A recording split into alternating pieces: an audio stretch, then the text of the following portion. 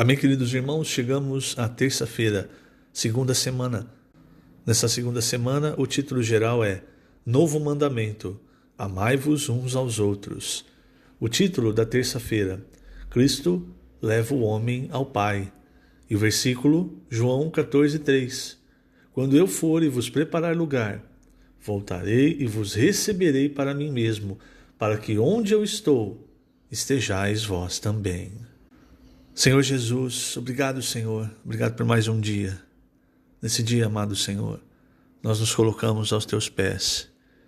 Rogamos por tua misericórdia, amado Senhor, que se renova a cada manhã. Rogamos por tua graça e também te agradecemos, Senhor, porque tudo o Senhor já nos tem concedido, inclusive misericórdia, graça, amor, e a tua palavra nos mostra isso. E cada dia o Senhor tem falado conosco, falado de forma carinhosa, de forma amorosa.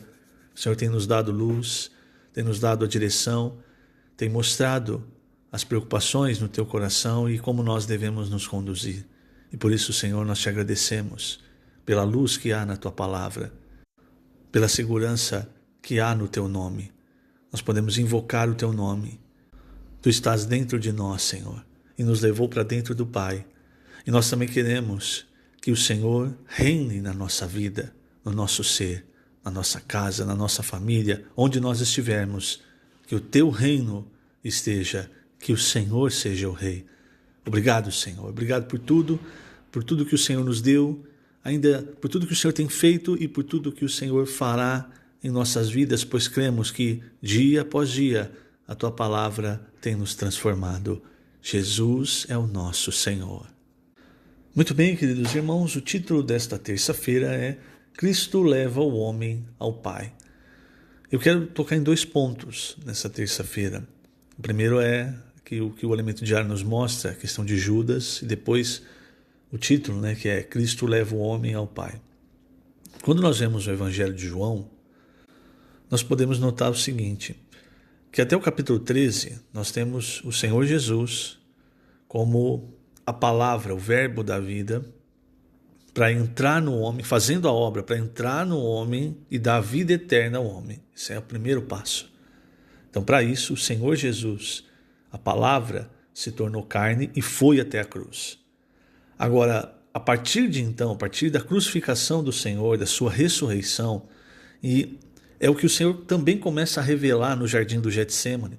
Você não vê nos outros evangelhos uma conversa assim tão ampla no jardim do Getsêmani como nós vemos em João 13, 14, 15, aliás, João 14, 15, 16 e 17.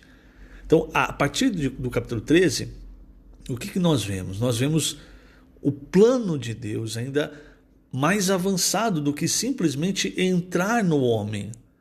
O Senhor Jesus, como o Espírito, e nós vamos ver um pouco disso hoje, ele não só entrou em nós, como através do Senhor, o Espírito, nos introduziu no Pai. É por isso, irmãos, que aquele que recebe a salvação, que recebe o Senhor como Espírito e é introduzido no Pai, ele não pode perder a salvação, independente das suas obras, porque ele não ganhou isso pelas obras, então não pode perder isso pelas obras. Há, lógico, uma disciplina para aqueles que não seguirem o Senhor, não forem fiéis. Mas essa disciplina não inclui a perda da salvação.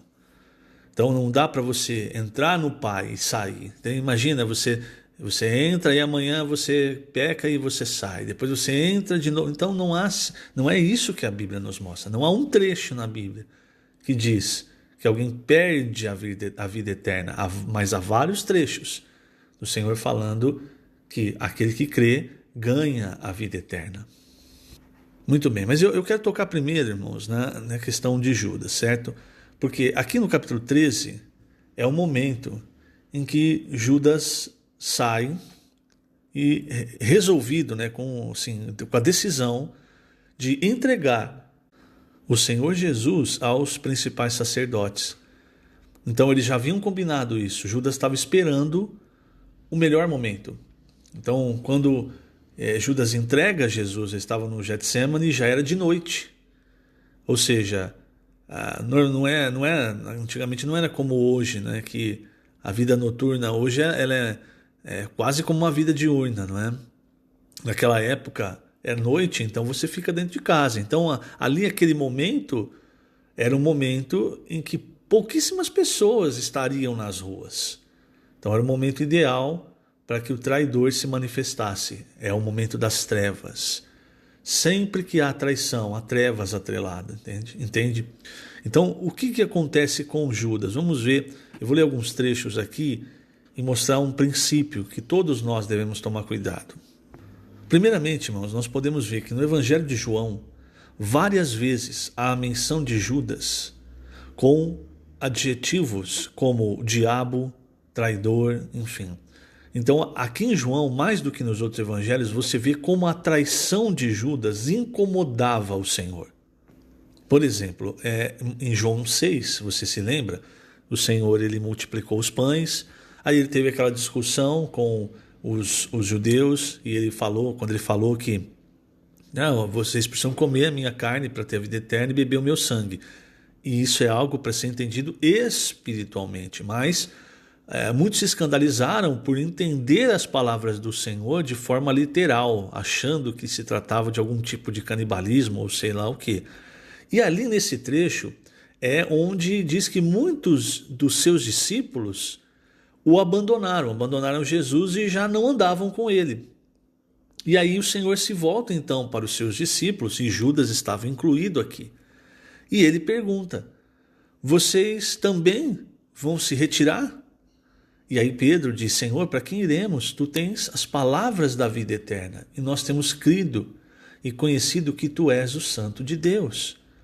Aí nesse momento o Senhor, veja no versículo 70 e 71, tem o Senhor falando de Judas e depois João mostrando que ele estava falando de Judas. Então, por exemplo, no versículo 70, depois que Pedro disse: tu tens as palavras da vida eterna, o Senhor disse: replicou-lhes Jesus: não vos escolhi eu em número de 12? Contudo, um de vós é diabo. E aí no versículo 71, João diz: referia-se ele a Judas, filho de Simão Iscariotes, porque era quem estava para traí-lo, sendo um dos 12. Então você até pode perceber que João, ele estava sentido por isso. É como se ele dissesse, como se ele não se conformasse ainda. Por isso que ele coloca sendo um dos 12. É como se ele não se conformasse que um dos 12 que andou com Jesus pudesse fazer tal coisa. Mas o que o Senhor falou de Judas? Ele é diabo. Depois, no capítulo 12, você vê novamente João fazendo ali um parênteses para mostrar quem era Judas. É quando Maria ela derrama o perfume, né, o precioso perfume, o bálsamo sobre Jesus, e ali Judas ele fala: não, mas que desperdício, isso aí podia ser vendido e dado aos pobres. Nos outros evangelhos fala alguns dos discípulos, outro fala outros, os seus discípulos, mas João ele se lembrou, o Espírito o lembrou, que na verdade quem incentivou os discípulos a tomarem essa iniciativa de dizer uma coisa dessa, de pensar uma coisa dessa, foi Judas. E aí João coloca, então nos versículos 4 e 6 de João 12, você vê João descrevendo Judas como ladrão. O que significa isso? Que Judas era alguém que só visava a si mesmo, o benefício próprio. Nesse capítulo 12, você tem o Senhor Jesus dizendo: se o grão de trigo não morrer, fica ele só. Se morrer, produz muito fruto. E ele ainda diz: quem ama a sua vida, perde-a. Mas aquele que odeia a sua vida neste mundo, preservá-la para a vida eterna. Se alguém me serve, siga-me, e onde eu estou, ali estará também o meu servo. E se alguém me servir, o Pai o honrará. Então aqui fica claro que, e aqui quando ele fala a vida, a palavra é psique, que é a vida da alma. O que ele quer mostrar é: se nós amarmos a nós mesmos, a ponto de, como Judas, só visarmos o nosso benefício, se nós estamos, por exemplo, envolvidos nas coisas de Deus simplesmente para nosso benefício, tentando sempre galgar posição, sempre afastar os irmãos, enfim, o final disso vai ser como o final de Judas: você se torna um traidor. E o ponto é, irmãos, todos nós, não ache que você é melhor do que ninguém. Todos nós temos esse, entre aspas, Judas dentro de nós. Isso é algo que veio com o pecado. Então pode notar, nós sempre queremos o que é melhor para nós. E muitas vezes nós disfarçamos como Judas. Olha, não dava para vender e dar aos pobres. Olha como ele é espiritual. Mas na verdade, irmãos, qual que é o objetivo? O objetivo de Judas era, jogou o dinheiro na bolsa e ele roubava. Eu vou ler aqui alguns trechos do Alimento Diário, porque realmente, irmãos, é algo que é como um espelho. Você precisa olhar nele. Se você percebe algo assim, você precisa tomar o caminho da cruz. Para servir ao Senhor, para seguir o Senhor, nós precisamos deixar o nosso ego, a nossa vida da alma aqui. Isso não é uma coisa que você faz do dia para a noite, é um processo de uma vida. Veja só, página 24, o último parágrafo diz assim: João fez questão de registrar passagens sobre a traição de Judas para nos alertar. Se não permanecermos na luz da palavra de Deus para ser constantemente limpos, e no coração de qualquer um de nós houver insatisfação, ambição e interesses particulares na obra do Senhor, isso resultará em traição. Se alguém entre nós ainda ambiciona posição ou interesses particulares na obra do Senhor, um dia se tornará um traidor. Vou continuar lendo agora, passando para a próxima página. Não há coisa mais desonesta e vil do que a traição. Judas se aproveitava de Jesus para conseguir o que queria, dinheiro. Roubar o dinheiro da bolsa de ofertas não lhe foi suficiente.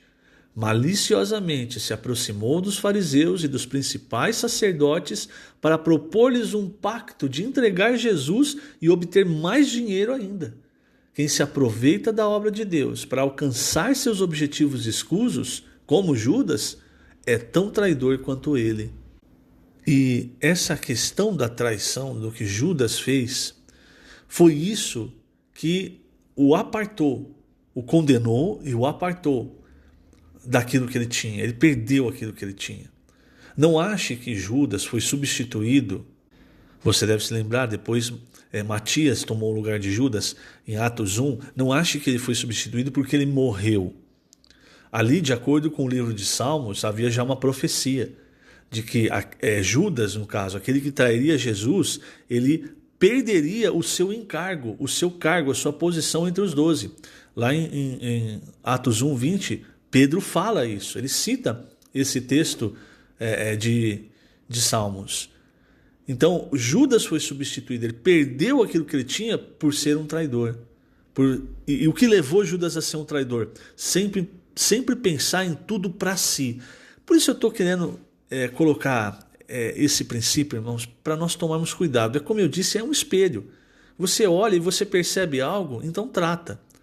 Porque se você sempre é aquele que coloca as suas coisas particulares na frente, se você é aquele que é dissimulado, você visa sempre os benefícios próprios e você usa as coisas de Deus para algum tipo de ganho, no final você também vai perder, entre aspas, o seu encargo. É o que Pedro diz, né? Tome outro o seu encargo.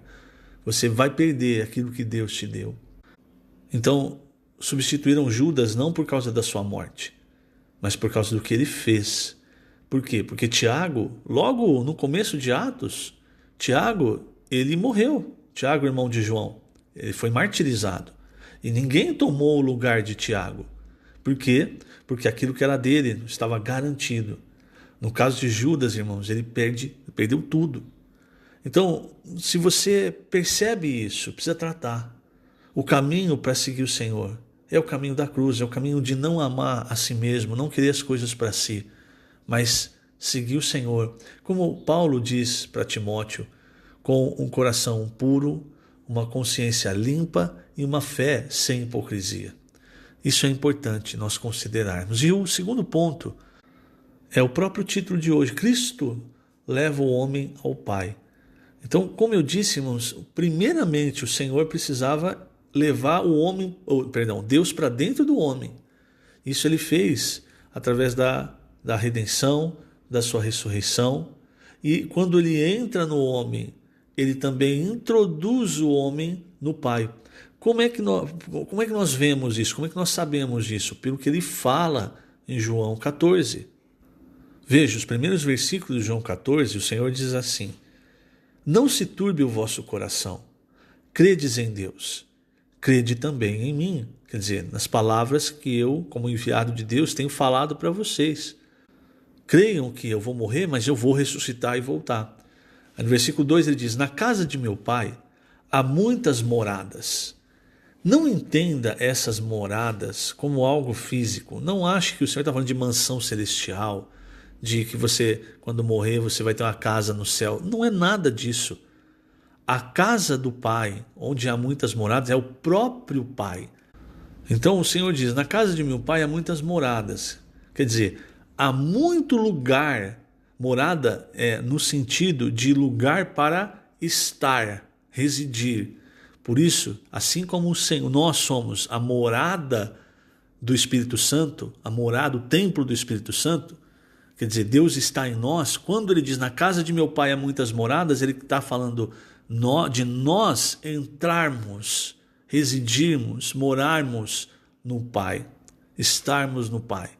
Então ele diz assim: se assim não fora, eu vos teria dito, pois vou preparar-vos lugar.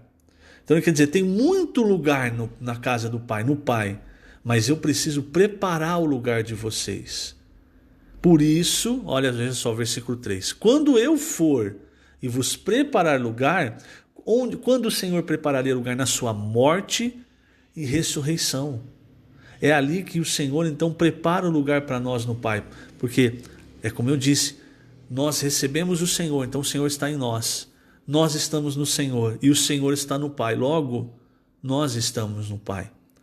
Então, quando ele diz assim, quando eu for e vos preparar lugar, morte e ressurreição, voltarei e vos receberei para mim mesmo. Esse é o processo. Primeiramente, nós estamos em Cristo. É o que o apóstolo Paulo diz em várias das suas epístolas, que nós estamos em Cristo através do Espírito. Então perceba, é a Trindade atuando. Nós recebemos o Espírito Santo, que nos colocou em Cristo, que nos colocou no Pai. Por isso o Senhor Jesus disse: voltarei, vos receberei para mim mesmo, para que onde eu estou, estejais vós também. E onde ele está? Olha o versículo 10. Não crês que eu estou no Pai e o Pai está em mim? Então onde o Senhor Jesus está? No final, o que o Senhor Jesus queria? Nos introduzir no Pai. Para isso, através do Espírito, ele entraria em nós, nós entraríamos nele e ele, por estar no Pai, nos introduziria no Pai.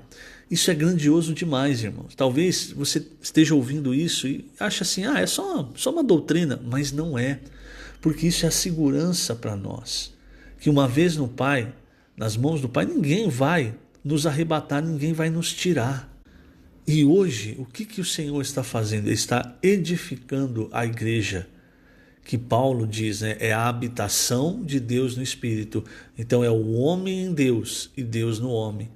Até chegar na Nova Jerusalém, que é a consumação, como diz, consumação final e máxima dessa realidade.